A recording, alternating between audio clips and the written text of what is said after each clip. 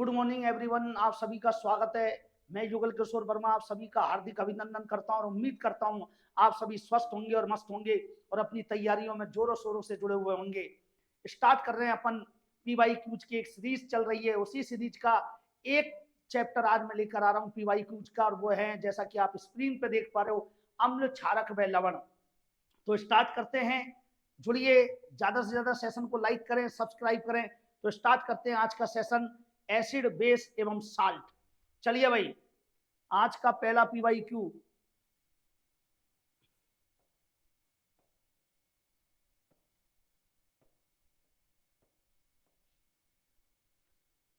देखिए भाई, ये है आपके स्क्रीन पर पहला सवाल। कपड़ों पर जंग के दाग किसके द्वारा हटाए जा सकते हैं?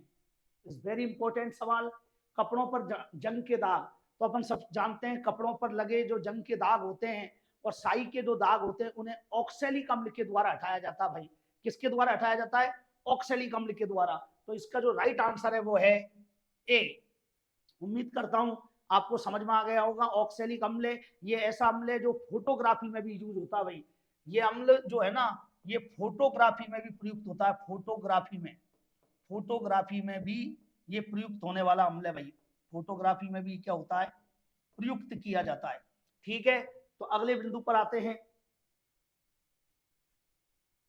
चलिए भाई, अगला सवाल, शाही के धब्बे हटाने के लिए प्रयुक्त अम्ल क्या है? तो मैंने आपको बताया है कि कपड़ों पर लगे जंग के धब्बे हो या शाही के धब्बे हो, इनको हटाने के लिए अपन ऑक्सैलिक अम्ल का प्रयोग करते हैं। भैया, ये वही ऑक्सैलिक अम्ल है जो टमाटर में मिलता है, पालक में मिलता है, इस ऑक्सैलिक अम्ल को। तो लिख दीजिए, इसका भी आंसर क्या है भाई? बिल्कुल ए। क्लियर? तो बिल्कुल सभी सेशन को लाइक करें भाई, ज्यादा से ज्यादा जुड़े, क्योंकि जबरदस्त सेशन हो रहा है। पीवाई क्यूज की एक श्रृंखला चल रही है, मैथ, है ना, साइंस, प्रॉपर क्लासेस चल रही हैं। हर सेशन को ज्वाइन करें और शुरू से लेके अंत तक पूरे वीडियो को आपको देखना है, तभी आपको इसका बेनिफिट मिलने वाला है। चलिए भाई, अगले पर आते हैं। लो भाई, निम्नलिखित ऑक्साइडों में से कौन सा एक उदासीन ऑक्साइड है? तो देखो भैया, उदासीन ऑक्साइड कौन सा है? ये दोनों भैया, सोडियम है और ये मैग्नीशियम है। तो इसके साथ अगर ऑक्सीजन जुड़ी है तो ये तो धातु है, इसका मतलब ये कैसे ऑक्साइड हो गए? क्षारीय है। और अपन से सवाल में पूछ रहा है उदासीन, और कार्बन क्या है? अधातु, और इसके साथ ऑक्सीजन जुड़ रही है तो ये हो गया अम्लीय। तो इसका जो सही आंसर है वो क्या है? Carbon monoxide. बोलो, उम्मीद करता हूं बात समझ में आ गई होगी। क्लियर? चलिए भाई, तो ये है इसका आंसर। निम्नलिखित ऑक्साइडों में से कौन सा एक उदासीन ऑक्साइड है? अगले बिंदु पर आते हैं। चलिए भाई, सवाल पढ़िए।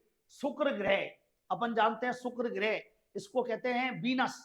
जो शुक्र ग्रह होता है, इसके वायुमंडल में सर्वाधिक मात्रा में कौन सा अम्ल पाया जाता है? अलग अलग ग्रह होते हैं, अलग अलग प्लेनेट होते हैं, आप पढ़ते हैं भैया, सैटर्न, शनि ग्रह, मरकरी, बुध, है ना, मार्स, मंगल। इसी तरह एक शुक्र ग्रह होता है वीनस, जिसको सबसे गर्म ग्रह माना जाता है।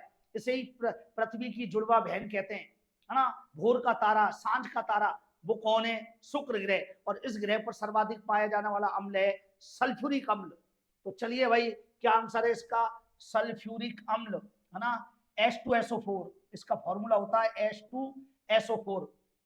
ठीक है, ये बिल्कुल। और ये जो अलग अलग अम्ल हैं, इनके बारे में भी बात करेंगे। नाइट्रिक अम्ल है, इसे अपन सोरेक अम्ल कहते हैं भाई, सोरेक अम्ल, ध्यान रखना भाई, इसे हम कहते हैं सोरेक अम्ल। उम्मीद करता हूं बात समझ में आ रही होगी। सल्फ्यूरिक अम्ल है, इसके बारे में कुछ बातें और याद रखो। इसी को कहते हैं रसायनों का राजा, रसायनों का राजा, यही है भाई, रसायनों का राजा भी इसको हम कहते हैं। हाइड्रोक्लोरिक अम्ल, इसे कहते हैं नमक का तेजाब, इसको क्या कहते हैं भाई? नमक का तेजाब। ये सारी चीजें आपको याद रखनी है। और ऑक्सैलिक एसिड मैंने बता दिया, टमाटर के अंदर है, पालक के अंदर है ना, एक वृक्ष और आता सोरेल वृक्ष, उसमें भी ये पाया जाता है। चलिए भाई, तो आंसर समझ में आ गया। सेकंड आंसर है इसका सल्फ्यूरिक अम्ल। चलिए भाई, अगले पर आते हैं। अगला देखो, धातुओं के ऑक्साइड प्रकृति में क्षारीय होते हैं। बिल्कुल होते हैं भाई साहब, यानी वे लवण और पानी बनाने के लिए अम्ल के साथ मिश्रण करते हैं। तो निम्नलिखित में से विषम ऑक्साइड का आपको चयन करना, धातु ऑक्साइड का जो विषम है क्या है भैया? यानी अपन को वो बताना है जो धातु ऑक्साइड नहीं है, कोई और ऑक्साइड है, चाहे वो अम्लीय हो सकता है, चाहे वो उभयधर्मी हो सकता है, तभी तो विषम होगा भाई। 4 में से 3 एक जैसे हैं और एक अलग है, उसी को तो विषम कहेंगे। तो बताइए, ये देखो धातु ऑक्साइड है, ये धातु ऑक्साइड है और ये धातु है, लेकिन ये Al2O3 है ना, ये कैसा है, उभयधर्मी। तो यही आंसर है इसका, उभयधर्मी ऑक्साइड है ये, उभयधर्मी। तो इसका आंसर क्या लग गया भाई, बोलो। बिल्कुल, इसका आंसर हो गया फोर्थ। क्लियर है। एक एक प्रश्न बहुत इंपॉर्टेंट है, ध्यान से सुन लो भाई। अगले पर आते हैं। लो भाई, उभयधर्मी ऑक्साइड का एक उदाहरण है, अभी अभी अपन ने ये प्रश्न देखा, देखिए बिल्कुल।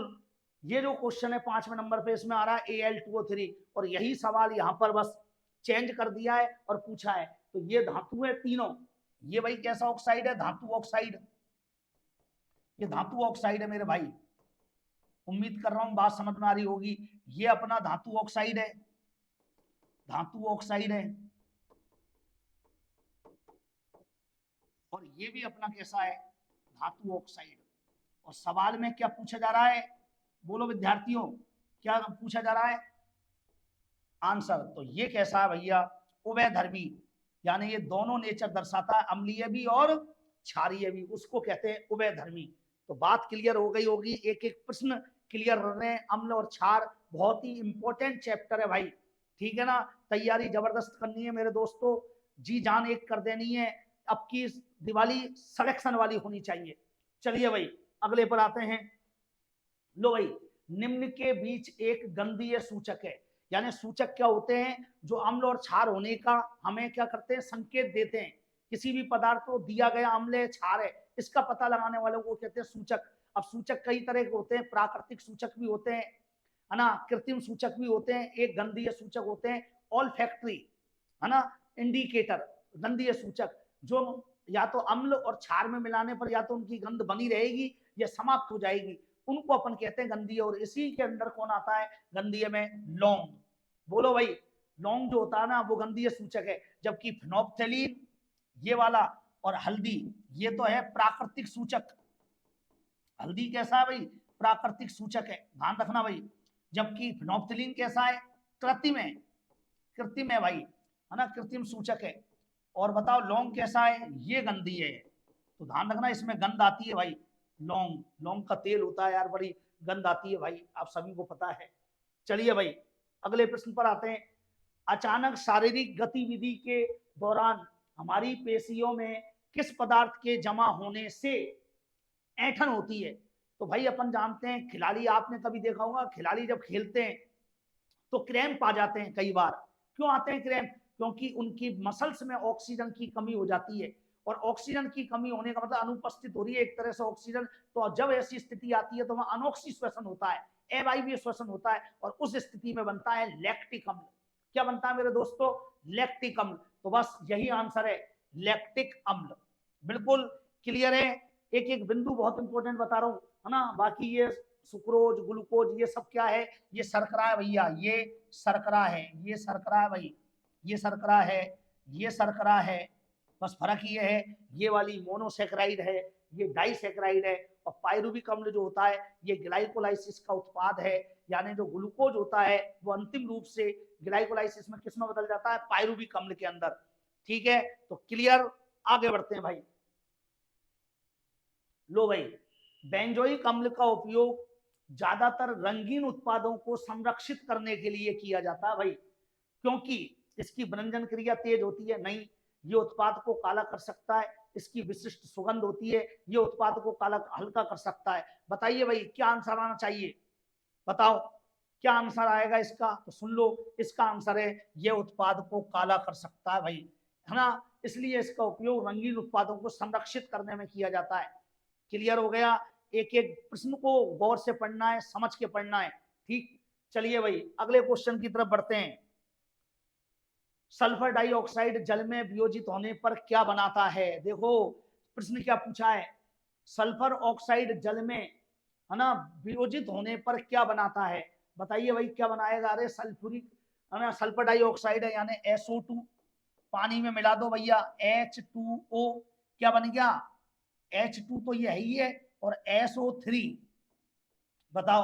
और इसको हम क्या कहते हैं? सल्फ्यूरस अम्ल, सल्फ्यूरस अम्ल कहते हैं मेरे भाइयों। तो इसका जो आंसर है वो क्या आ जाएगा? सल्फ्यूरस अम्ल। बोलो क्लियर है? Is very important question. एक एक चीज को ध्यान से समझना है ये भैया, बहुत ही इंपॉर्टेंट कहानी चल रही है। क्लियर? लो भाई अगला सवाल देखो, क्या सवाल लेके आया हूं। लुईस अम्ल क्या होता है? लुईस अम्ल देखो भाई दो तरह के होते हैं, तीन तरह से अम्ल और क्षार को डिफाइन किया गया है। एक थे साइंटिस्ट स्वांते अरिनियस, उन्होंने अम्ल और क्षार को H प्लस और OH माइनस के आधार पर बताया है। यानी वे पदार्थ जो जलीय विलयन में H प्लस दे वो अम्ल है, और जो OH माइनस दे वो क्षार है। ये स्वांते अरिनियस का डेफिनेशन है। फिर आए दो साइंटिस्ट जिन्होंने मिलकर काम किया, ब्रोंस्टेड एवं लोरी। इन दोनों ने प्रोटोनिक अवधारणा दी, यानी अम्ल वो हैं जो H प्लस त्यागते हैं, यानी प्रोटोन का दान करते हैं, और क्षार वो होते हैं जो प्रोटोन को ग्रहण करते हैं। लेकिन एक और आया जिसका नाम है लुईस, है ना। तो लुईस अम्ल और क्षार में क्या होता है? लुईस अम्ल वो होते हैं जो इलेक्ट्रॉन युग्म ग्रहण करते हैं, क्योंकि इलेक्ट्रॉन न्यून यौगिक होते हैं, इनके पास इलेक्ट्रॉन की कमी होती है, तो इनको ग्रहण करना पड़ेगा। लेकिन जो लुईस क्षार होते हैं उन पर इलेक्ट्रॉन की मात्रा ज्यादा होती है, तो वो इलेक्ट्रॉन युग्म को दान करते हैं। तो क्या मतलब है इसका? लुईस अम्ल का मतलब क्या है? सुन लो भाई, लुईस अम्ल का मतलब है इलेक्ट्रॉन युग्म गिराही। ये इलेक्ट्रॉन युग्म गिराही होते हैं, इलेक्ट्रॉन को ग्रहण करते हैं। ठीक है, तो भाई कैसे पहचाने इलेक्ट्रॉन युग्म गिराही कौन है? तो सुन लो, बहुत ही सिंपल तरीका बता रहा हूं पहचान करने का। लुईस अम्ल कौन होगा ये अपन को पहचानना है। तो यहां पर लुईस अम्ल क्या है? जिनके केंद्रीय परमाणु पर अष्टक अपूर्ण हो, या जिनके पास रिक्त डी कक्षक हो, उनको अपन क्या कहते हैं? लुईस अम्ल कहते हैं। भाई इस बहुत इंपॉर्टेंट है। तो बताओ ये इसमें लुईस अम्ल कौन है? अरे ये तो भाई अम्ली दे रखा है ना इसमें तो। और ये दोनों भी कैसे हैं? अम्ल है। तो ये तो किसके आधार पर अम्ल हो रहे हैं? अरिनियस के आधार पर। वे पदार्थ जिनमें अम्ल होते हैं, मतलब हाइड्रोजन आयन हो, वो अम्ल है। तो इसमें तो हाइड्रोजन आयन आ रहा ना, तो ये तो वैसे ही पहचान मारे अम्ल है, यानी ये वाले लुईस अम्ल नहीं है। तो ये दो विकल्प तो उत्तर में हो ही नहीं सकते, यानी उत्तर इन दो में से एक है। मगर अब केंद्रीय परमाणु पर अष्टक अपूर्ण कैसे होगा? देखो बोरोन, अब बोरोन के पास होते हैं 5। अरे बोरोन का कितने इलेक्ट्रॉन है? 5। तो अपन कैसे लिखते हैं बोरोन को? 2 और 3। तो 3 तो ये रे, और 3 से ये बंध बना रहा है। तो 3 से बंध बना रहा है, और 3 ये, तो कितने हो गए? 6। यानी एक बंध बनाने में 2 इलेक्ट्रॉन लगते हैं, तो 3 से बंध बनने का मतलब है 6 इलेक्ट्रॉन लगे। तो इसके केंद्रीय परमाणु पर 6 इलेक्ट्रॉन है, यानी कितने की कमी है? 2 की, यानी अष्टक अपूर्ण है। और लोहा, अरे लोहा किस में आता है भाई? डी ब्लॉक के अंदर। और अपन जानते हैं ये संक्रमण धातु है, और संक्रमण धातुओं का जो डी कक्षक होता है वो रिक्त होता है, तभी उसको अपन संक्रमण धातु कहते हैं।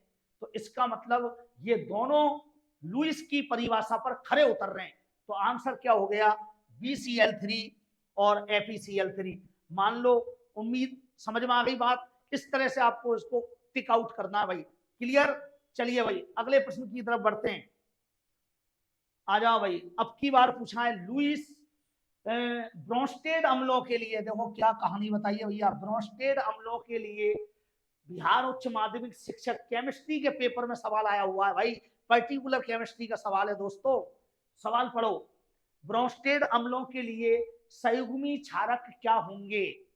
यानी कॉन्जुगेटेड बेस पूछ रहा है, कैसे बताना है। अब बड़ी इंपॉर्टेंट चीज बता रहा हूं, एक ही बार में इस चीज को क्लियर कर लो, आनंद आ जाएगा आपको, कभी नहीं भूलोगे कॉन्सेप्ट समझा रहा हूं। सुन लो भाई,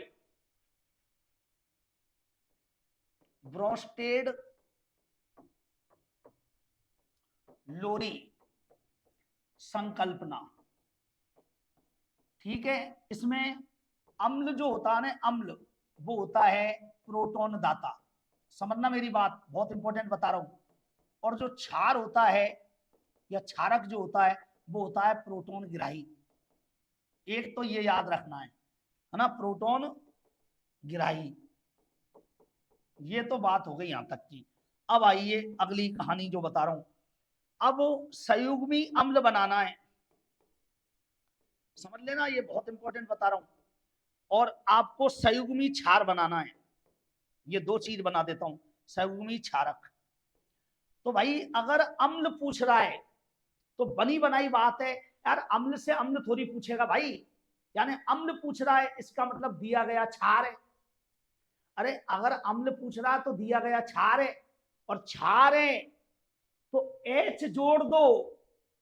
अरे क्षार क्या करता है, क्षारक क्या कर रहा है, प्रोटॉन को ग्रहण कर रहा है, प्रोटॉन का मतलब H प्लस को तो जोड़ना है। तो संयुग्मी अम्ल का मतलब है अम्ल, यानी दिया गया क्षार है तो क्षार के साथ क्या कर दो, ठीक है भाई, अम्ल है तो क्षार है, और क्षार क्या करता है, प्रोटॉन ग्रहण है तो H प्लस जोड़ देना, ये पहला कॉन्सेप्ट। और अगर क्षारक है तो दिया गया अम्ल है तो H तोड़ दो, यानी H का मतलब दान कर दो तो माइनस कर देना H प्लस। बस ये कॉन्सेप्ट अगर आपने समझ लिया तो कहानी अपने आप क्लियर। अब मुझे बताओ HF क्या पूछ रहा है, क्षारक, तो दिया गया क्या है, अम्ल। अरे सबकी तो क्षारक पूछ रहा है तो दिया गया अम्ल, और अम्ल का मतलब है H तोड़ दो, यानी H निकाल दो। तो बताओ अगर HF में से H निकलेगा तो क्या बचा रह गया, F माइनस। और भैया कहीं पर पहली में आ रहा है F माइनस, यानी दो में आ रहा है, यानी ये दो तो उत्तर नहीं हो सकता, ये उत्तर नहीं हो सकता, और ये नहीं है ना। अभी तक तो ये हो सकता है एक से अधिक हो, लेकिन एक और देखो। अब आ जाओ H2SO4 अम्ल, भाई साहब एक H निकालोगे तो एक H तो बचा रहेगा ना, यानी HSO4 माइनस, और इसमें आ रहा है H2SO3, यानी आंसर ये भी नहीं हो सकता। अब कंफर्म हो गया, आंसर पहला ही है, F HSO4 माइनस, और SCO3 में से एक H गया तो भाई साहब CO3 रह गया माइनस में, और माइनस हो जाएगा 2, तो इसका जो आंसर हो जाएगा वो हो जाएगा पहला। ये कॉन्सेप्ट है, उम्मीद करता हूं आपको बात समझ में आ रही होगी विद्यार्थियों, बहुत ही जबरदस्त कॉन्सेप्ट है। अच्छी अपन की PYQ सीरीज चल रही है, सभी विद्यार्थी इसको ज्वाइन किए हुए हैं, आप भी इससे वंचित ना रहें, ज्यादा से ज्यादा लाभ लेने का प्रयास करें, सेशन को लाइक करें, सब्सक्राइब करें, ये आपके लिए महफिल सजाई गई है दोस्तों।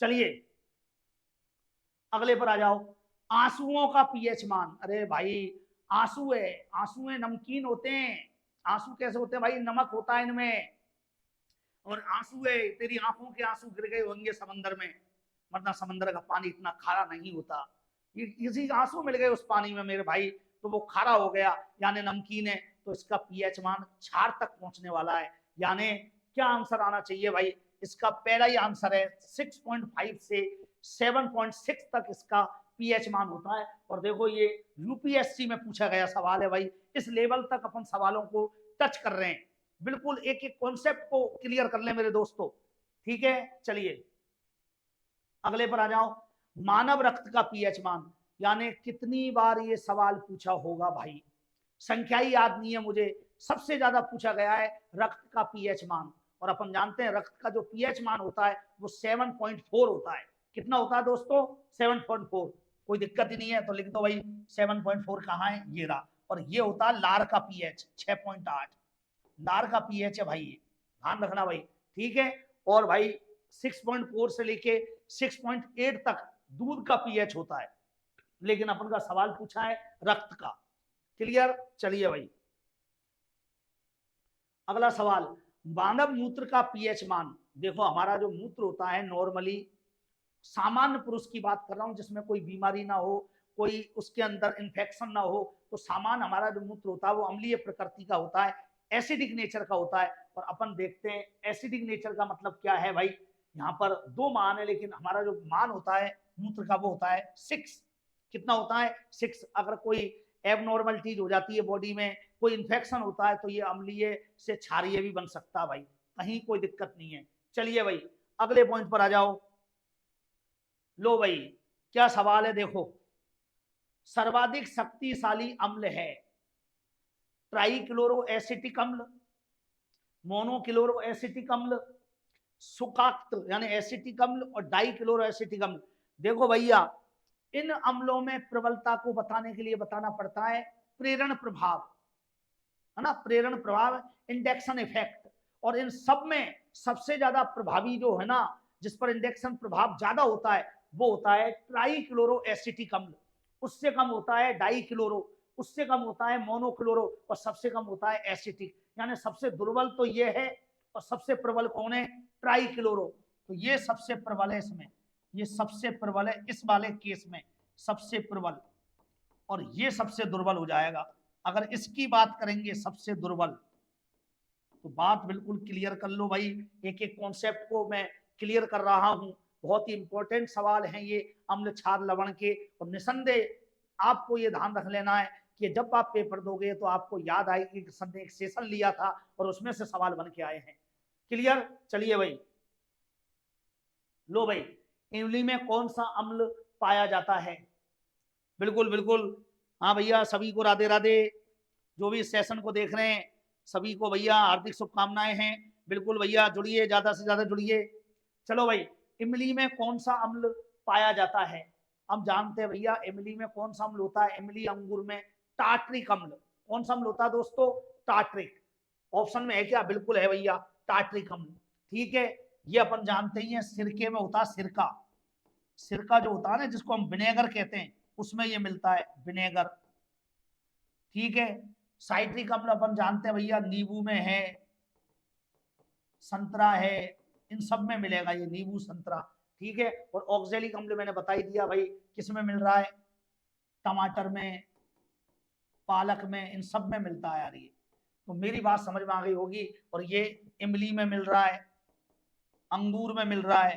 बोलो, एक एक कॉन्सेप्ट को क्लियर कर रहा हूं आपके, तो आंसर इसका कर दो सी, थर्ड आंसर है इसका। चलिए भाई, लो भाई, पानी में घुलने पर, सवाल पढ़ो, निम्न में से कौन सा एसिड कम एच आयन देता है? यानी ऐसा कौन है जो पानी में घुलने पर कम एच आयन देगा? कौन देगा? तो सीधी सी बात है यार, ये सब तो पूर्ण रूप से घुल जाते हैं, HCl, H2SO4 और HNO3, यानी ये प्रबल अम्ल है। और जो प्रबल है इसका मतलब उनका वियोजन पूरी तरह हो रहा है, वो पानी में ज्यादा आयन दे रहे हैं, इसलिए वो प्रबल है। और ये है दुर्बल अम्ल, तो जो दुर्बल होता है वही पानी में एच आयन कम छोड़ता है। बोलो, क्लियर है? एक एक कॉन्सेप्ट क्लियर कर लो। तो आंसर क्या आ जाएगा इसका? एसिटिक अम्ल, क्योंकि ये दुर्बल है, दुर्बल दुर्बल अम्ल है ये, इसलिए ऐसा हो रहा है। और बाकी ये प्रबल, ये प्रबल, ठीक, ये प्रबल, ये तीनों ही प्रबल है। क्लियर? बिल्कुल एक एक पॉइंट बता रहा हूं। चलिए भाई, अगले पॉइंट पर आ जाइए, अगले पर चलते हैं। कहानी जबरदस्त चल रही है मेरे दोस्तों। बिल्कुल बिल्कुल, सभी का स्वागत है भाई, बिल्कुल जुड़िए, ज्यादा से ज्यादा जुड़े। चलो भाई, कॉपर सल्फेट का जलीय विलयन है। अब भाई कॉपर सल्फेट यानी CuSO4, हम सब जानते हैं कॉपर सल्फेट का जलीय विलयन कॉपर के शुद्धिकरण में भी काम में आता है, विद्युत अपघट्ट का काम करता है। और ये कैसे नेचर का होता है? अम्लीय है। कैसे नेचर का? अम्लीय है। और बताओ अम्ल क्या करता है? नीले लिटमस को लाल कर देता है। अरे मेरी बात समझ में आ रही है मेरे दोस्तों? सही कह रहा हूं कि गलत? बोलो, अगर सही कह रहा हूं तो कमेंट में जरूर लिखना मेरे दोस्तों। बोलो, तो कॉपर सल्फेट का जलीय विलयन क्या है? लिटमस को प्रभावित नहीं करता है। गलत है यार, प्रभावित करेगा। नीले लिटमस को लाल कर देता, सही है, दोनों को नहीं और लाल को नहीं, ये नीले को लाल कर देगा क्योंकि ये अम्लीय नेचर का है। क्लियर? एक एक बिंदु आपके लिए है, सजा देंगे महफिल को, लिख देंगे इतिहास। चलिए भाई, आ जाओ। पीएच स्केल की खोज किसने की? अरे भैया, पीएच क्या है? पोटेंज ऑफ हाइड्रोजन, हाइड्रोजन की सांद्रता। अरे यार, आज अपन कहते हैं अम्ल खट्टे होते हैं, क्षार कड़वे होते हैं, अम्ल जो होते हैं खट्टे हैं, सौर, क्षार क्या है? कड़वे हैं, बिल्कुल, लेकिन बिटर है, कड़वे।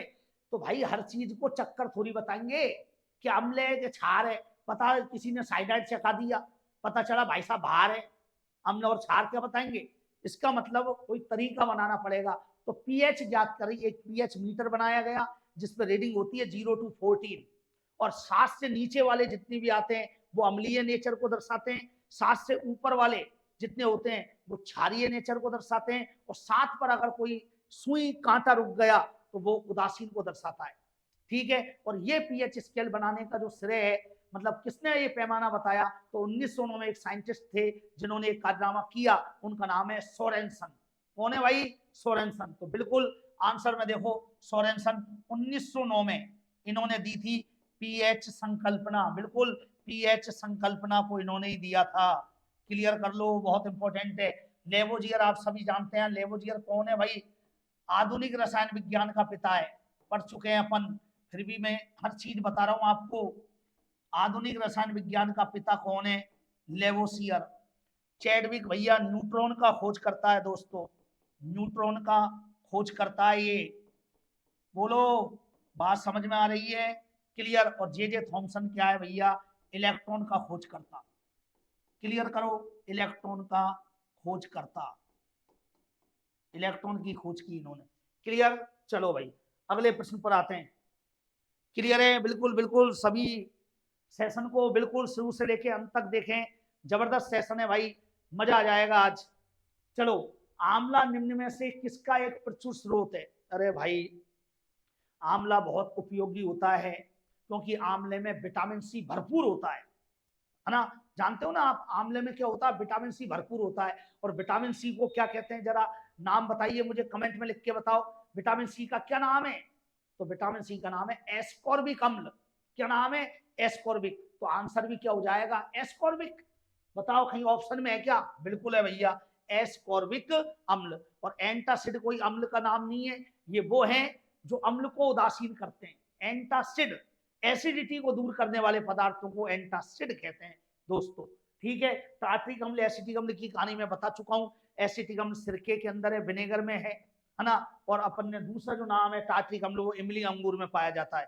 तो मुझे बताने की कतई आवश्यकता नहीं है, एक एक पॉइंट आपके जहन में उतर जाएगा, आपके एहसास को जगा देगा। चलिए भाई,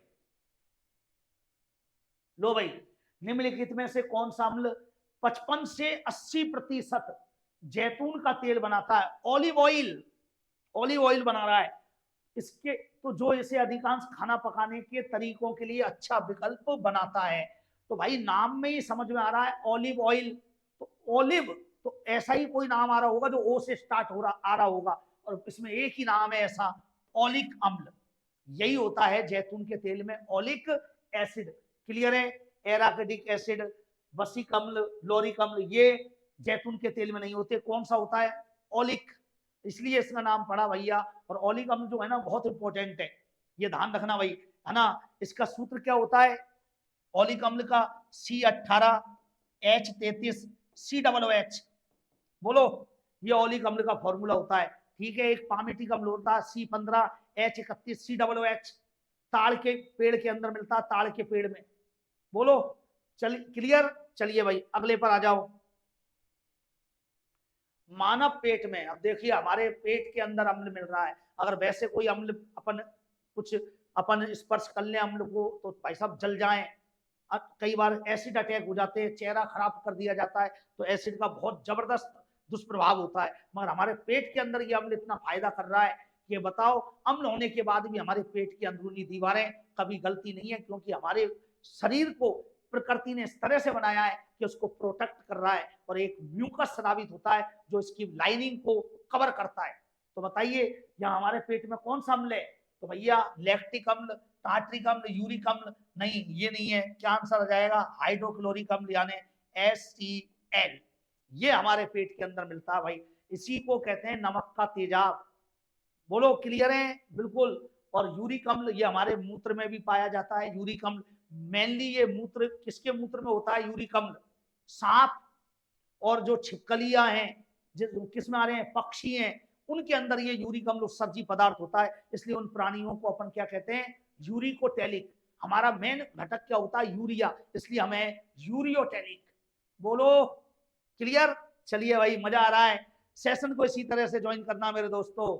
चलो भाई, लो भाई अगले प्रश्न पर पढ़े, आपकी नजर जा रही है। बैटरी अम्ल का रासायनिक नाम क्या है? क्या है भाई बैटरी अम्ल का रासायनिक नाम? तो मैंने बताया, सल्फ्यूरिक अम्ल जो होता है उसे रसायनों का राजा कहते हैं, उसे कशिश का तेल कहते हैं, उसे ही अपन बैटरी का अम्ल कहते हैं। हमारे जो कार की बैटरी वगैरह होती है, मोटरसाइकिल की बैटरी, इसमें यही एसिड भरा जाता है। तो बिल्कुल बैटरी का अम्ल कौन है? सल्फ्यूरिक अम्ल। ठीक है, बेरियम सल्फेट ये भैया अम्लीय नहीं है। हाइपोक्लोरस अम्ल ये बैटरी में नहीं आएगा। और बोरिक अम्ल जो होता है ना, इसके बारे में एक चीज बता दूं, H3BO3 इसका फॉर्मूला होता है। और ये आई बॉस का मतलब है आंखों को धोने में काम आता है। ये आंखों को धोने में प्रयुक्त होने वाला अम्ल है। ये दुर्बल अम्ल है, ये आंखों को धोने में प्रयुक्त होता है। चलो एक चीज और बता रहा हूं मैं आपको, क्लियर। चलिए अगले पर देखो। लो भाई, यही कहानी मैं शुरू में बताई थी मैंने, जैसे ही पीवाई क्यूज स्टार्ट किए ये नाम आया था ऑक्सैलिक अम्ल। मैंने कहा पालक में मिलता है, टमाटर में मिलता है, और ये सवाल यहाँ भी आ गया है। एसएससी एमटीएस में पूछा गया सवाल है कि भैया पालक में कौन सा अम्ल मिलता है, तो बिल्कुल नो डाउट क्या लिख देंगे भाई, ऑक्सैलिक अम्ल। क्लियर है, बिल्कुल बहुत इंपॉर्टेंट चीज बता रहा हूँ। और फॉर्मिक अम्ल लाल चींटियों के अंदर है, मधुमक्खी के अंदर पाया जा रहा है भाई। ठीक है, लैक्टिक अम्ल दूध में मिल रहा है, दही में मिल रहा है ना। साइट्रिक अम्ल मैंने बता ही दिया, खट्टे पदार्थ नींबू संतरा इनके अंदर ये मिल रहा है। क्लियर, चलो भाई आ गया। लो एक और सवाल। सारी कहानी देखिए एक दूसरे से जुड़ी हुई है। सेशन को बिल्कुल शुरू से अंत तक देख लिया तो समझ लो अपना काम हुआ रखा है, मजा आ जाएगा पेपर करने में। बोलो टमाटर में कौन सा अम्ल पाया जाता है, अभी अभी बताया यार। टमाटर में कौन सा अम्ल मिलता है, टार्ट्रिक नहीं, इमली अंगूर में मिल रहा है, एसिटिक सिरके में मिल रहा है। और मेथानोइक अम्ल का मतलब वही है, फार्मिक अम्ल, उसी का नाम मेथेनोइक अम्ल है, जो चींटी वगैरह के अंदर मिलता है। और ये आ गया ऑक्सैलिक, ऑक्सालिक है ये, ऑक्सैलिक सही नाम है। ये प्रिंटिंग में कई बार प्रॉब्लम आ जाती है भाई, प्रिंट करने वाले। ऑक्सैलिक अम्ल। क्लियर, चलिए भाई, तो उम्मीद कर रहा हूँ सेशन आपको अच्छा लग रहा होगा। इसी तरह से जुड़े रहिए, आपके लिए ये सारा कुछ हम मेहनत कर रहे हैं। और हम चाह रहे हैं कि अच्छा कंटेंट उन विद्यार्थियों तक जरूर पहुंचे जो किसी कारणवश आर्थिक परेशानी की वजह से कोचिंगों में एडमिशन नहीं ले पाते, यहाँ तक कि कई बार अपने परीक्षा फॉर्म तक की फीस जमा नहीं करा पाते। ऐसे विद्यार्थियों के लिए निःशुल्क क्लासेज हैं, बिल्कुल गरीब गरीब तक ये पहुंचना चाहिए। बस यही मकसद है हमारे इस चैनल का। तो बिल्कुल आप लोगों का साथ चाहिए, विश्वास चाहिए। चलिए भाई, बिल्कुल बिल्कुल भैया, सभी बिल्कुल जुड़ रहे हैं, बहुत बढ़िया। तपेंद्र जी राधे राधे, बिल्कुल। चलिए भाई आ जाओ भाई। बासी मक्खन में दुर्गंध की वजह से आती है। अरे भाई जो बासी मक्खन है उसमें दुर्गंध किस अम्ल की वजह से आ रही है, क्योंकि पूरी कहानी अम्लों पे चल रही है। अम्ल छाल लवण लेके आया हूं, तो बताइए बासी किस में आएगी, बासी मक्खन में। पामिटिक अम्ल नहीं, ये नहीं है। कैप्रोइक अम्ल नहीं है, स्टीयरिक अम्ल नहीं है। ये आंसर है ब्यूटायरिक अम्ल। इसी की वजह से मक्खन के अंदर दुर्गंध आती है भाई, वेरी इंपॉर्टेंट। क्लियर, चलो भाई अगले प्रश्न पर बढ़ते हैं। लो भाई, खट्टे दूध में कौन सा अम्ल पाया जाता है। अभी अभी अपन ने बताया दूध दही के अंदर अम्ल है। अरे जब दूध खट्टा होता है तो इसका मतलब कोई ना कोई अम्ल आ गया, क्योंकि अम्ली तो ऐसा होता है जिसकी वजह से खट्टापन आता है। तो कौन सा अम्ल है, तो दूध दही के अंदर आता है लैक्टिक अम्ल। तो आंसर आ जाएगा इसका लैक्टिक अम्ल। क्लियर है, मैं समझ रहा हूँ बिल्कुल एक एक पॉइंट। और देखो उम्मीद पे दुनिया कायम रहती है। उम्मीद कर रहा हूँ जो सेशन अपन आज ले रहे हैं अम्ल क्षार, जब एग्जाम होगा, आगामी एग्जाम है ग्रुप डी, बिल्कुल अपने के समझ लो सिर पे रखी हुई है। 27 तारीख से अपना पूरा मामला स्टार्ट है भाई, हो चुका है मतलब है। बोलो, और अब ये 16 जनवरी तक चलने वाला है यार। तो भाई बिल्कुल यहां तक पूरी कहानी चलने वाली है। एक एक मतलब सवाल आपके लिए सजा रहा हूं मैं, बिल्कुल। चलिए, शीतल पेय में पाए जाने वाला अम्ल है। अरे भैया कोल्ड ड्रिंक्स है ना, सोडा वाटर, ये कैसे पेय हैं, शीतल पेय, सॉफ्ट ड्रिंक बोलते हैं इनको। और इनके अंदर जो अम्ल होता है वो होता है कार्बोनिक अम्ल। कौन सा अम्ल होता है, कार्बोनिक अम्ल। बिल्कुल आंसर में भी है, इसका सूत्र होता है H2CO3। क्लियर, ये होता है भाई। और ये जो सैलिसिलिक अम्ल है, ये दर्द निवारक दवाओं में भी काम में आता है ना। दर्द निवारक दवाई जो होती है ना, जिनको एनाल्जेसिक कहते हैं, उनमें ये यूज होता है ना। टार्ट्रिक अम्ल मैलिक अम्ल की कहानी अपन बताते हैं। मैलिक अम्ल किस में पाया जा रहा है भाई, सेब में। अरे मैलिक अम्ल किस में होता है, सेब के अंदर पाया जाता है भाई, ये ध्यान रखना, सेब में मैलिक अम्ल है। टार्ट्रिक अम्ल पहले आ चुका है, तो मुझे ज्यादा बताने की आवश्यकता नहीं है। चलिए भाई, शीतल पेय, देखो एक और सवाल आया शीतल पेय में, एसएससी मैट्रिक लेवल, इसके अंदर ये पूछा है। और अब की बार लेकिन क्या पूछा, तेज स्वाद चाहिए, तो क्या मिलाना पड़ेगा भाई, अम्ल के अंदर है शीतल पेय में कार्बनिक अम्ल, मगर तेज स्वाद के लिए कार्बनिक अम्ल नहीं चाहिए, अब कोई दूसरा अम्ल चाहिए और वो है फॉस्फोरिक अम्ल। बोलो कहीं ऑप्शन में है, बिल्कुल है भैया, ये है H3PO4, ये इसका फॉर्मूला होता है। इसको भैया जो ये अम्ल होता है ना, इसकी वजह से उसके अंदर तीस स्वाद आता है। कभी कोल्ड ड्रिंक्स पीते हैं तो ऐसा लगता है ओहो करंट सा आया है, वो कौन महसूस करवा रहा है, फॉस्फोरिक अम्ल। चलिए आ गई भाई अम्ल वर्षा, बड़ा घातक प्रभाव डाल रही है। आज इसी अम्ल वर्षा की वजह से ताजमहल की चमक को नुकसान पहुंचा है, क्योंकि अपन जानते हैं आगरा में है ताजमहल, हिस्टोरिकल प्लेस है, बहुत सारे लोग टूरिज्म के केंद्र बना हुआ है, बहुत से लोग देखने आते हैं, विदेशी सैलानी जो है वो देखने आ रहे हैं। और इसकी चमक अगर खराब हो गई तो भैया इसको देखेगा कौन, क्योंकि चार्जेस विदेशियों से बहुत ज्यादा लिए जाते हैं। क्यों, हमसे भी तो वो डॉलर में लेते हैं भाई यार, तो उनसे ज्यादा चार्जेज है। ठीक है, तो ऐसे में चमक प्रभावित हो रही है। क्यों, क्योंकि आगरा से मथुरा रिफाइनरी ज्यादा दूर नहीं है, और वहां से वो जो गैसें निकल रही है वो संगमरमर के जो सफेद पत्थर है उस पर जमा हो रही है, और वो नमी से क्रिया करके उस पर धब्बे बना रही है पीले पीले। इससे ताजमहल की चमक को नुकसान पहुंचा। इसलिए कई बार कहा जाता है, इस अम्ल वर्षा के लिए एक वर्ड यूज आता है स्टोन कैंसर, पूछा जाता है पत्थर का कोड, और वो कौन है, अम्ल वर्षा। तो कौन से अम्ल है, दो अम्ल होते हैं अम्ल वर्षा में, सुन लो भाई, कौन से दो अम्ल होते हैं, एक तो होता है HNO3 और एक होता है H2SO4, ये दो अम्ल अम्ल वर्षा के लिए होते हैं। अब क्या ऑप्शन में दोनों दिए, नहीं दिए, तो क्या दिया आंसर में, HNO3 दिया है, तो आंसर कर दो भैया नाइट्रिक अम्ल। उम्मीद करता हूं बिल्कुल क्लियर है भाई, तो सारी चीजें क्लियर हो रही है भाई, ये है बहुत महत्वपूर्ण। अगले पर आते हैं, चलिए भाई,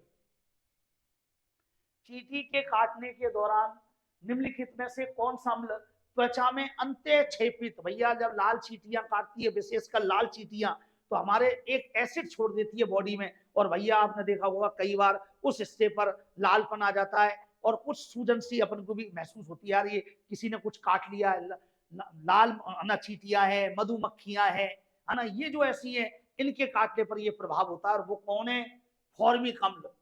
इसी का नाम याद रखना भाई, मैथेनोइक अम्ल है, मैथेनोइक अम्ल, मैथेनोइक अम्ल, बिल्कुल HCOOH, ये इसका फॉर्मूला होता है।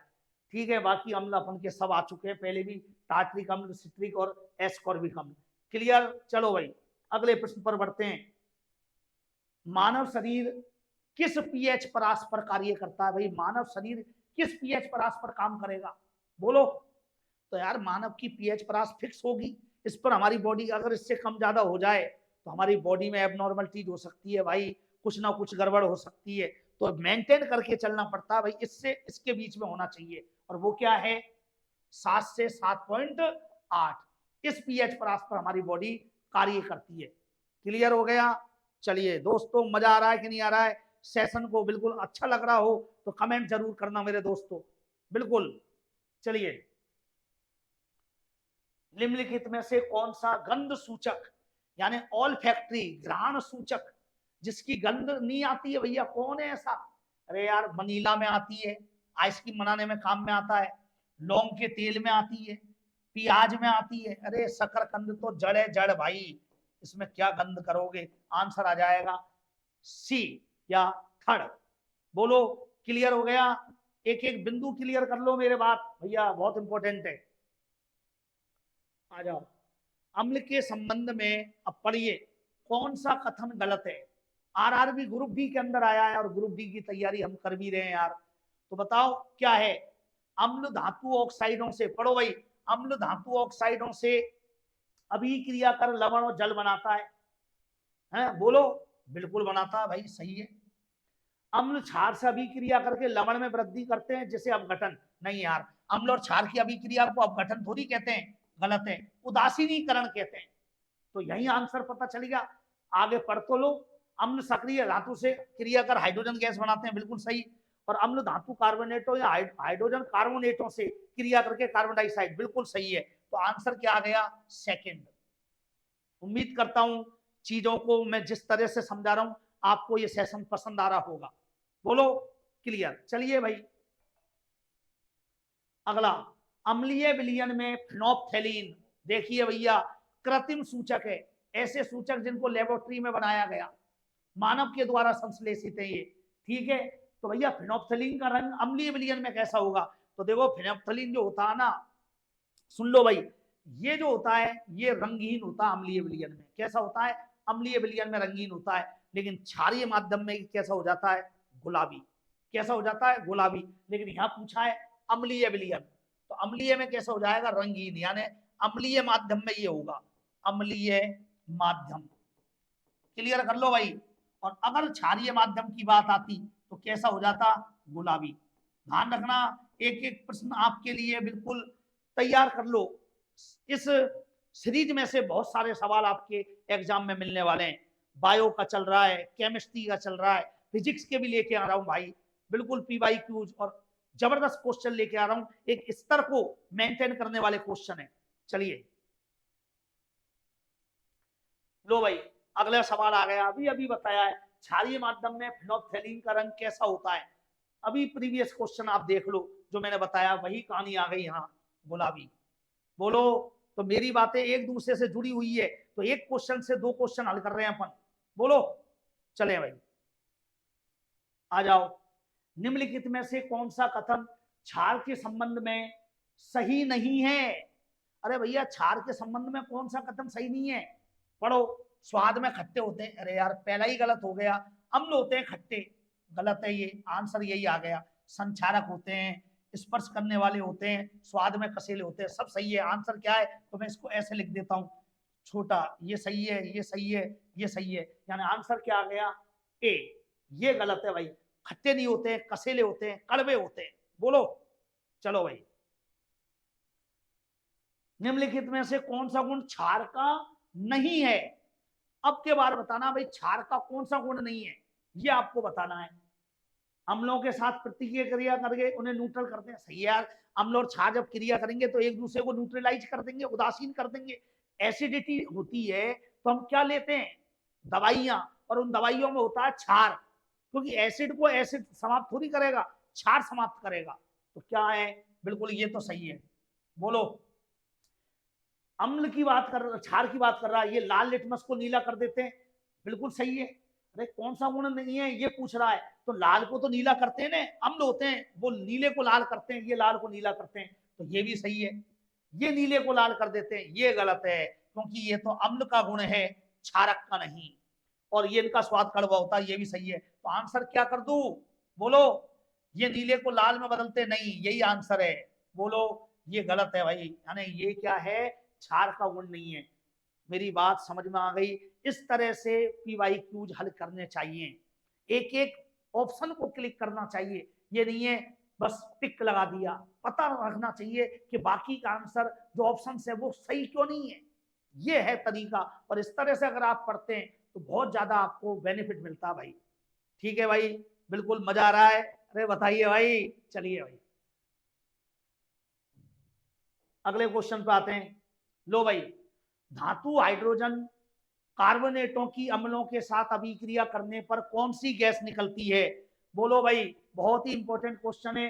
धातु हाइड्रोजन कार्बोनेटों की क्रिया कर दो, तो भैया जब भी धातु हाइड्रोजन कार्बोनेट का मतलब है बाई कार्बोनेट, उनके साथ क्रिया कर रहे हैं तो कौन सी गैस निकलेगी? तो भैया आंसर दे दो, बहुत इंपॉर्टेंट है, CO2। कौन सी गैस निकलेगी भाई? CO2। हमेशा ध्यान रखना, जब भी धातु हाइड्रोजन कार्बोनेट के साथ क्रिया करेंगे CO2 गैस निकलेगी। क्लियर? बहुत इंपॉर्टेंट बता रहा हूं भाई, बहुत इंपॉर्टेंट है। ये आंसर नहीं होगा, ये नहीं होगा, ये भी नहीं होगा। चलो अगला, जब अम्ल धातु कार्बोनेट के साथ अभिक्रिया करता है तो बनता है, क्या बनता है? बोलो भाई, क्लियर करो, क्या बनेगा? प्रश्न देखो, जब अम्ल धातु कार्बोनेटों के साथ क्रिया करेगा तो क्या बनाएगा? तो तीन चीज बनाएगा। क्या बनाएगा भाई? तीन चीज, जल भी बनाएगा, लवण भी बनाएगा, और कार्बन डाइऑक्साइड भी बनाएगा। आंसर है विकल्पों में से सभी। बोलो भाई, विकल्पों में से क्या बना देगा? सभी बना देगा। जब भी अम्ल के साथ क्रिया होगी ये सारी चीज बनाएगा। मेरी बात अगर आपको समझ में आ रही हो तो क्लियर कर देना कि सर मजा आ रहा है। ठीक है भाई, ये बिल्कुल बहुत इंपॉर्टेंट सेशन है, एक एक चीज याद रखनी है तभी मजा आएगा। जैसे मान लो अपन कोई अम्ल है, अम्ल की क्रिया कराई, मैंने कराया H2SO4, इसकी क्रिया करा दो धातु कार्बोनेट यानी Na2CO3 के साथ, तो भाई क्या बन जाएगा, Na2SO4 ये बन जाएगा, और क्या बचा रह जाएगा, है ना, एक CO2 निकल जाएगा, एक H2O निकल जाएगा, और ये जो बना है ये क्या है, लवण ही तो है। बोलो, ये धातु कार्बोनेट है, इसके साथ अम्ल की क्रिया हो रही है, यही पूछ रहा है। तो देखो Na2SO4 तो बन ही रहा है, ठीक है, बैलेंस कर लो, कोई दिक्कत वाली बात नहीं है। और ये बन गया आपका CO2 और ये बन गया, तो देखो बैलेंस ही है, Na2SO4 तो ये बन गया, CO2 एक को यहाँ निकल के यहाँ जुड़ गया तो H2O बन गया, और ये तो ये मतलब है, तो आंसर आ गया C। बोलो मेरी बात क्लियर हो गई, बिल्कुल। चलिए भाई अगले पर आ जाओ, आ जाओ भाई अगले पर, देखो क्या बन रहा है, धातुएं अम्लों के साथ क्रिया करके क्या उत्पन्न करती है। भैया जब भी धातुएं अम्लों के साथ क्रिया करेगी तो क्या बनाएगी, तो सीधी सी बात है, धातुएं अम्ल के साथ जब क्रिया करती हैं तो लवण और पानी बनाती है, कि लवण और गैस बनाती है। बताओ क्या बनाती है, बिल्कुल सभी को राधे राधे भाई, बिल्कुल बताओ भाई, तो क्या बनाएगी, लवण और हाइड्रोजन बनेगी। ये बहुत इंपॉर्टेंट चीज है, ये पूछा जाता है सवाल, कई बार आया है एग्जाम आरआरबी एएलपी में। तो धातुएं अम्लों के साथ अभिक्रिया करके क्या बना देगी, लवण और हाइड्रोजन। क्लियर, ये बहुत इंपॉर्टेंट कहानी हो गई।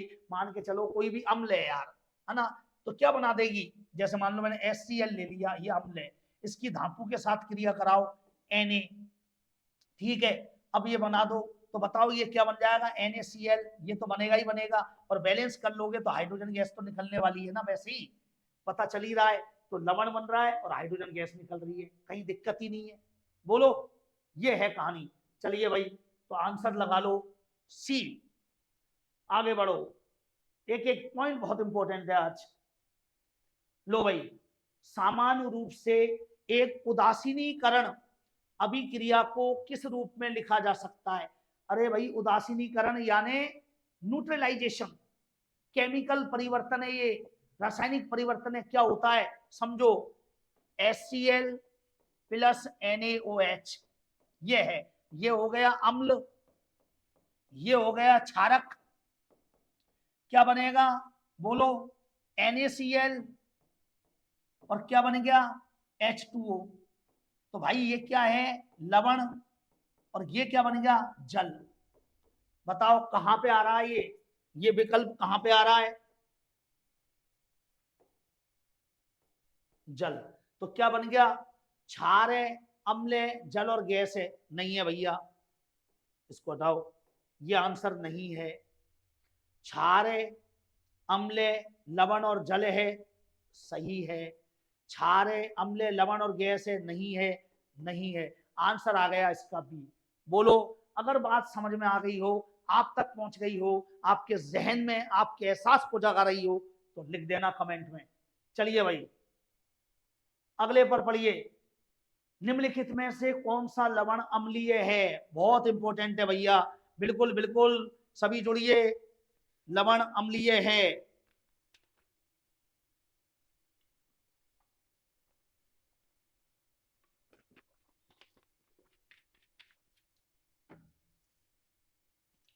क्या आंसर आएगा भैया, अम्लीय लवण बताना है।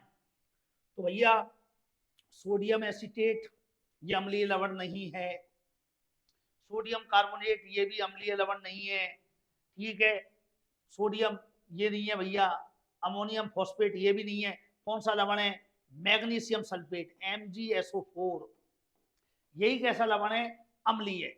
बोलो, ये बहुत इंपॉर्टेंट है, बल्कि ये कैसे है, ये क्षारीय लवण है भैया, ये क्षारीय है, लेकिन ये अम्लीय है। तो बात क्लियर हो गई। एक एक बिंदु बहुत इंपॉर्टेंट बता रहा हूं, सभी सवालों को शुरू से लेकर अंत तक आपको देखना है। इस सेशन को बिल्कुल शुरू से अंत तक देखो, बहुत लाभ मिलने वाला भाई। चलिए भाई अगले क्वेश्चन पर आ जाओ। जब एक एसिड धातु ऑक्साइडों के साथ अभिक्रिया करता है तो उत्पाद के रूप में क्या प्राप्त होगा। भैया एसिड क्रिया करना धातु ऑक्साइड के साथ, यानी एसिड है, कोई भी ले लिया मैंने HCl, ये एसिड है। अब मान लो इसकी क्रिया करा दी मैंने धातु ऑक्साइड Na2O के साथ करा दो, तो क्या बन जाएगा भाई? NaCl बनेगा ही बनेगा। अरे बनेगा, यहाँ 2NaCl कर लो, अगर बैलेंस करना है तो 2NaCl बन गया, बोलो। और यहाँ भी आप इसको बैलेंस कर लो, है ना, ये NaCl बन गया। और क्या बन जाएगा साथ में, क्या बन जाएगा बताओ? 2NaCl बन गया, मान लो ये बन गया, तो 2H ये रह गई और है, तो ये H2O और बन गया। तो भैया क्या क्या बन रहा है? लवण और पानी, लवण और पानी, बोलो। लवण और जल बन रहा है। कहीं ऑप्शन में है क्या लवण और जल? क्षार और अम्ल नहीं, अम्ल और जल नहीं, लवण और जल बिल्कुल सही है भैया। आंसर आ गया ए। अगर मेरी बात आप तक पहुंच रही हो तो बिल्कुल अपनी प्रतिक्रिया बिल्कुल कमेंट में जरूर दर्शाना भाई। क्लियर? चलिए भाई, सभी का स्वागत है भैया, जुड़े रहो, जल्दी से जल्दी जुड़िए, कहानी बहुत जबरदस्त चल रही है आज। ठीक, चले भाई। लो भाई, एक अम्ल और क्षार के बीच अभिक्रिया के परिणाम स्वरूप क्या उत्पन्न होगा? अभी अभी बताया है यार। अम्ल और क्षार के बीच में जो क्रिया हो रही है वो कौन सी है? उदासीनीकरण। उदासीनीकरण, और उदासीनीकरण में क्या बनता है? लवण प्लस जल, यही तो बताया है। आंसर आ गया डी। क्लियर है? ये अभी अभी सवाल अपन ने देखा, प्रीवियस क्वेश्चन यही था, तो बिल्कुल क्लियर हो गया होगा आपका। चलो भाई, निम्न में से किसका पीएच मान शुद्ध जल से कम होता है? अब भाई शुद्ध जल से पीएच मान कम कब होगा? पहले तो जानो शुद्ध जल का पीएच मान कितना है, तभी तो पता चलेगा कम होगा कि ज्यादा। तो बताओ कौन है? तो शुद्ध जल का पीएच मान होता है 7, यानी 7 से कम होना चाहिए। और 7 से कम किसका होगा? अरे ये क्षार है, ये क्षारक ही तो है, क्षारक। ये क्षारक है और ये भी क्षारक है, तो इनके तो सबके 7 से ज्यादा होंगे ना, बोलो। केवल ये है, ये अम्ल है। और एस का पीएच मान क्या होगा? 7 से कम होगा बिल्कुल। और जठरस का पीएच कितना होता है? बोलो, लगभग 1.2 से 1.8 के करीब होता है। तो ये आंसर है इसका, बोलो। क्लियर कर दिया मैंने। चले, प्रबल अम्ल, प्रबल क्षार और दुर्बल अम्ल के मिश्रण से बने लवण का पीएच मान कितना होगा? भैया ध्यान से सुन लो, जब भी प्रबल क्षार और दुर्बल अम्ल में क्रिया होगी, दुर्बल अम्ल में, तो देखो जो प्रबल होगा वो लवण बनेगा। तो अगर अम्ल प्रबल है और क्षार दुर्बल है तो लवण अम्ल बनेगा, है ना, लवण की प्रकृति अम्लीय होगी। और अगर क्षार प्रबल है और अम्ल दुर्बल है तो क्षारीय लवण बनेगा। और दोनों प्रबल है या दोनों दुर्बल है तो उदासीन बनेगा। ये फंडा है। तो बताओ यहाँ दोनों क्या है? एक प्रबल है एक, तो यहाँ पर जो लवण बनेगा, लवण वो कैसा बनेगा? क्षारीय, क्षारीय लवण बनेगा। और क्षारीय लवण का मतलब है पीएच मान कितना होगा? 7 से अधिक। कितना होगा भाई? 7 से ज्यादा। तो बताओ इसका पीएच मान 7 से अधिक होता है, बिल्कुल राइट है भाई। बोलो, इसका पीएच मान गलत, गलत और ये गलत। आंसर आ गया ए। अगर बात आप तक पहुंच रही हो तो बिल्कुल अपने एहसास को जगा रही हो तो बिल्कुल कमेंट में लिख देना मेरे दोस्तों। चलो, अम्लीय वर्षा का पीएच मान। भैया अम्ल वर्षा होती है तो पीएच मान कितना होता है, ये पूछा जाता है और कई एग्जामों में आया मेरे दोस्तों। तो भैया अम्लीय वर्षा जो होती है ना, उसका पीएच मान होता है 5.6 से कम, तब वो अम्लीय वर्षा कहलाती है। बिल्कुल, ये बहुत बार आया सवाल। तो अम्ल वर्षा का मान 5.6 से कम होने पर वो अम्लीय वर्षा बन जाती है। तो बताओ कहीं ऑप्शन में है? बिल्कुल है, 5.6। इसी को अपन अम्लीय वर्षा कहते हैं। बहुत बार सवाल आया और इसका नुकसान मैंने बता दिया है, ताजमहल को बहुत क्षति पहुंचा रही है। चलो भाई, एक मिश्रण नीले लिटमस को लाल कर देता है, उसका पीएच होने की संभावना है। अरे नीले को लाल कौन करता है? अम्ल। तो भैया कितनी हो सकती है संभावना? 9, 8? नहीं, ये तो 7 से ज्यादा है। तो भाई, और ये 7 है तो ये उदासीन है। आंसर आ जाएगा ए, क्योंकि यही 7 से कम है। इस तरह से सवालों को हल करने का तरीका भाई, ऐसे अपन अगर करते हैं तो शायद बहुत सारी चीजें अपनी क्लियर हो जाएगी। चलो भाई, अगले पर आ जाओ। पीएच मान 7 से 14 में वृद्धि हुई है, बिल्कुल हो रही है। तो किसका प्रतिनिधित्व करेगी? अरे 7 से 14 का मतलब क्या बढ़ रहा है? क्षारीयता। और क्षारीयता का मतलब क्या बढ़ रहे हैं? OH माइनस, ये बढ़ रहे हैं, OH माइनस बढ़ रहे हैं। तो बताओ, OH आयन सांद्रता में कमी, गलत। H आयन सांद्रता में वृद्धि, गलत। कमी, गलत। OH आयन सांद्रता में वृद्धि।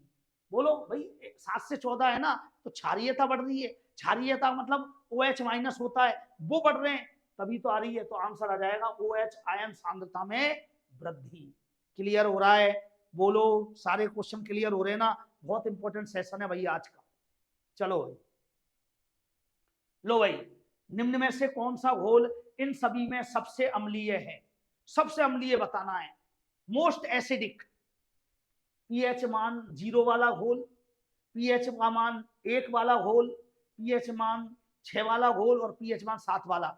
और भैया आरआरबी एएलपी में पूछा है, अरे यार पीएच का मान 0 से लेके कहां तक होता है? 14। तो जो मान 0 पर ही है तो वो तो सबसे अम्लीय होगा ना, और 14 पर है वो सबसे ज्यादा क्षारीय होगा। तो भैया इसमें मान ही दे रखा है, तो सबसे ज्यादा अम्लीय होगा 0 वाला। बोलो, ये मत कर देना भैया 7 वाला उदासीन है ना, 1 वाला अम्लीय है लेकिन 0 वाले से ज्यादा नहीं है। तो ये बड़ा इंपॉर्टेंट है। और 1 मोल HCl का जो पीएच मान होता है ना, वो 0 ही होता है, ध्यान रखना। ये है भाई। चलिए भाई आगे बढ़ो। लिटमस एक प्राकृतिक अम्ल क्षार संकेतक, बिल्कुल है भाई, अम्ल क्षार संकेतक है जिसे प्राप्त किया जाता है। तो बिल्कुल भैया प्राकृतिक है, तो प्रकृति के कोई चीज से ही प्राप्त हुआ होगा। तो भैया एक नाम सुना होगा, शैवाल और कवक के सहजीवी संबंध को लाइकेन कहते हैं, लाइकेन, उसी से प्राप्त करता है। तो ये लाइकेन आंसर है। और कौन सा लाइकेन है ये भी मैं बता देता हूं, रोसेला लाइकेन, इससे प्राप्त होता है, रोसेला लाइकेन से प्राप्त। ये बहुत इंपॉर्टेंट बातें बता रहा हूं, ठीक है। और बाकी तो आंसर है नहीं है भैया, ये नहीं है आंसर, क्लियर कर लो। चलो भाई, लो भाई, निम्न में से कौन सा अम्ल क्षार सूचक ही नहीं है, यानी जो अम्ल और क्षार की जानकारी हमें नहीं देगा? तो कौन नहीं है? अरे फिनोप्थिलीन तो है यार, बताता है, मेथिल ऑरेंज बताता है, लिटमस बताता है, मगर ये नहीं बताता। आंसर आ गया स्टार्च पेपर, इससे कोई सूचना नहीं मिलेगी अम्ल और क्षार की। क्लियर? बहुत बढ़िया। चलिए भाई अगले क्वेश्चन पे आते हैं। जब लिटमस विलयन जब लिटमस विलयन न तो अम्लीय हो न क्षारीय हो, यानी मूल स्थिति की बात कर रहा है। अम्लीय क्षारीय होगा तो मतलब पीएच मान बदलेगा, मगर यहाँ तो मूल प्रकृति की बात कर रहा है। तो मूल समय कैसा होगा? रंगहीन। मूल कलर इसका रंग थोड़ी होता रंगीन, इसका कलर होता मूल बैंगनी, यानी बॉयलेट या पर्पल कलर का होता है ये मूलतः। तो ध्यान रखना, जब ये न अम्लीय और न क्षारीय, तब इसका रंग कैसा होगा? बैंगनी। बहुत इंपॉर्टेंट है। चलो भाई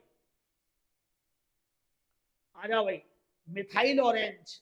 देखो भाई, बात आ रही है मिथाइल ऑरेंज की, समझो। मिथाइल ऑरेंज कृत्रिम सूचक है, कृत्रिम, ये तो अपन को मालूम है, लेबोरेटरी में बनाया जा रहा है। और ये क्या है भाई? अम्लीय के अंदर तो होता है ये लाल, और क्षारीय माध्यम के अंदर, क्षारीय माध्यम के अंदर कैसा हो जाएगा? ये पीला। तो भाई अम्लीय माध्यम में गुलाबी, गलत, क्षारीय माध्यम में दिया ही नहीं अगले ने। अम्लीय माध्यम में रंगीन, क्षारीय माध्यम में गुलाबी, नहीं। अम्लीय माध्यम में पीला, गलत। अम्लीय माध्यम में लाल, क्षारीय माध्यम में पीला गुलाबी। इस गुलाबी को काट देना भाई, ये प्रिंटिंग में थोड़ा सा गड़बड़ कर दी है, इसको काट देंगे अपन, इसको हटा दो, इसको मैं बंद कर देता हूं भाई, ध्यान रहना। ठीक, इसका आंसर क्या जाएगा भाई? बोलो, पीला। तो ये आंसर इसको कर दो, इसका आंसर करो डी। ठीक है, ये पीला कर देना भाई, पीला। ठीक है, ये बाकी का गलत है ना, इसको ध्यान रखना। ये थोड़ा सा मिसप्रिंट हो गया है ना, प्रिंट करते समय कोई दिक्कत नहीं है भाई। आंसर कर लो इसका डी। चलो भाई, जिन पदार्थों की गंध अम्लीय क्षारीय माध्यम में बदल जाती है उन्हें क्या कहते हैं? तो मैंने बताया गंध का मतलब है गंधीय सूचक। तो ये नहीं है, ये नहीं है, ये नहीं है, क्या आंसर आ जाएगा? घ्राण सूचक या ऑल फैक्ट्री सूचक। बोलो, क्लियर है? बिल्कुल। चलो भाई एक सांद्र अम्ल को तनु करने के लिए हमें क्या करना चाहिए? बोलो भाई, ये बहुत इंपॉर्टेंट है। बिल्कुल सभी जुड़ रहे हैं भाई, इसी तरह जुड़े रहें, सेशन जबरदस्त चल रहा है। बोलो, सांद्र अम्ल को तनु करना है यार। देखो, अम्ल का विलयन बनाने का तरीका क्या है? अम्ल का विलयन बनाने का तरीका, पहले तो ये जानो तरीका क्या है बनाने का तरीका। जल में अम्ल मिलाएं, अम्ल मिलाना है, जल में अम्ल मिलाएं, ये तरीका है। तो तनु अम्ल में पानी मिलाना है क्या? यार तनु की तो बात ही नहीं हो रही, खत्म। अम्ल में पानी मिलाना है क्या? नहीं भाई, इतनी ऊर्जा निकलेगी, ऊष्मा क्षेपी अभिक्रिया है, जल जाएंगे।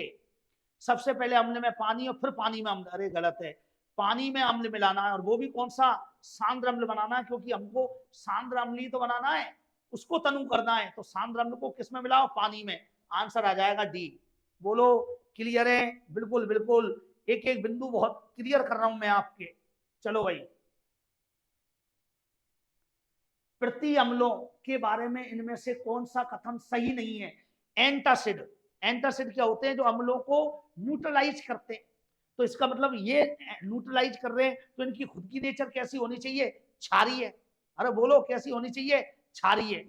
चलो भाई, प्रति अम्ल अतिरिक्त जठरांग अम्ल को उदासीन करने के लिए उपयोग होते हैं। जठरा अम्ल यानी पेट के अम्ल को, बिल्कुल सही है। प्रति अम्ल प्रबल अम्ल होते हैं। अरे यार, अम्ल प्रति अम्ल प्रबल अम्ल थोड़ी होंगे, क्षार होंगे, ये गलत है। प्रति अम्ल है, बिल्कुल सही है। प्रति अम्ल है, क्षार है, तो ये अम्ली तो होंगे, मतलब एंटासिड होंगे। तो ये दोनों तो एंटासिड के एग्जाम्पल है, ये आंसर है इसका। ये कभी भी प्रबल अम्ल नहीं होते हैं, बल्कि इनकी नेचर कैसी होती है? प्रति अम्ल की नेचर है, इनकी प्रकृति होती है क्षारीय। प्रकृति कैसी होगी? क्षारीय। तो आंसर यही हो गया ना यार, अम्ल थोड़ी होते हैं ये। बोलो, क्लियर? चलो भाई, एंटासिड। देखो अगला सवाल क्या आ गया, एसएससी सीपीओ में पूछा है, एंटासिड की प्रकृति क्या होती है? अभी अभी बताया, देखो प्रीवियस क्वेश्चन देखो क्या आया है। प्रकृति क्षारीय बताइए मैंने। तो आ जाओ भाई, आंसर क्या आ जाएगा? प्रकृति है उदास अम्लीय है, नहीं है, नहीं है, क्षारकीय है। बोलो, क्लियर है? मजा आ रहा है भाई? चलिए भाई, अगला, अम्लता की समस्या से पीड़ित लोगों का इलाज किसके युक्त एंटासिड से किया जाता है? यानी ऐसा कौन है एंटासिड? तो निश्चित है जिसमें क्षारीय प्रकृति होगी वही होगा। तो कौन है? चूने का पानी? नहीं। बिना बुझा चूना? नहीं। हाइड्रोक्लोरिक अम्ल? ये तो अम्लीय है भाई, ये भी नहीं है। आंसर आ जाएगा मिल्क ऑफ मैग्नीशिया, यानी MgOH का होल ट्वाइस। ये एसिडिटी को दूर करने में यूज किया जाता है, बहुत बार ये पूछा है। ये तो ऐसे RRB के अंदर है, ये RPSC के टीचर वगैरह के एग्जाम में भी पूछा गया है। चलिए भाई, अगला, जब सांद्र नाइट्रिक अम्ल और सांद्र हाइड्रोक्लोरिक अम्ल का अनुपात में मिश्रण किया जाता है तो एक्वारेजिया, इसका सही नाम याद रखना भैया, ये है एक्वारेजिया। एक्वारेजिया ये बनता है, और इसमें दो अम्ल होते हैं, एक HNO3 और एक होता है HCl। या पहले HCl लिख देता हूं, क्योंकि ये ज्यादा होता है और HNO3 कम होता है, तो अनुपात होता है इनका 3:1। बोलो, लेकिन आप सवाल पढ़ो।